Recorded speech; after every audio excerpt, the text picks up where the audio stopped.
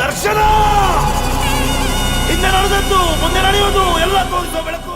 ನಿಮ್ಮ ಜೀವನದಲ್ಲಿ ಸಾಲು ಸಾಲು ಅಡೆತಡೆಗಳು ಎದುರಾಗ್ತಿದ್ಯಾ?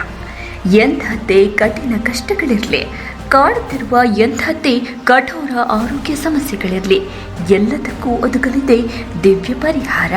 ಹೌದು, ಸಾಕ್ಷಾತ್ ಶ್ರೀ ರುದ್ರಕಾಳಿ ಮಾತೆಯ ಸನ್ನಿಧಾನದಲ್ಲಿ ತಡೆ ಒಡಿಸುವುದರಿಂದ ಮಾಟ ಮಂತ್ರ ಕಠಿಣ ಸಮಸ್ಯೆಗಳು ದೂರವಾಗುತ್ತವೆ.